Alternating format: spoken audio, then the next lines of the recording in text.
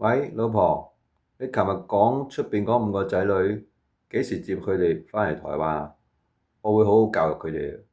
如果佢哋好似你咁，咁就死啦！你咁臨線，成日俾人恰，我係唔會俾啲仔女俾你教嘅。而更加重要嘅係，琴日我特登激你，我出邊冇仔女，你當我係咩人？我當你係老婆啊！我深深愛着你，無論你做乜嘢我都唔會嬲。真係俾你激死啊！就係你咁好脾氣，先至成日俾人蝦。但亦因為你咁好脾氣，我先至會愛上你。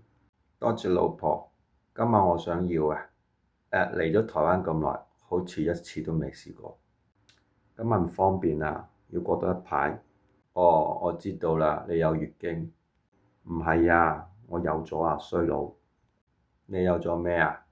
有咗你 BB 啊，傻佬！你好好俾心機工作，快啲叫你老闆加你人工啦！BB 出世之後要用好多錢，係時候同你個舊情人決斷㗎啦。你長大啦，愛情麵包你應該識得揀。你老細雖然係風流倜儻、人見人愛，但係時候忘記佢㗎啦。為咗我，為咗 BB，你做個決定啦，加人工啦叫。好，係時候做一個了斷。我聽日返到公司打俾佢，因為佢唔鍾意喺辦公時間外有人騷擾佢。佢只係鍾意喺辦公時間外打俾人。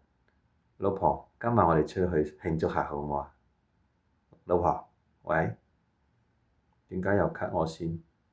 算罷啦，我已經習慣咗。無論你哋點 cut 我線，我都係咁愛着你哋嘅。或者將來 BB 長大之後，都會同你哋一樣 cut 我線，但係我仍然咁深深愛着你哋。阿基愛你哋。你老細雖然係風流倜儻，如果佢哋學似你咁，咁就死啦！你咁臨線，成日俾人恰，我都唔會喺出邊。多謝老婆，今晚我想要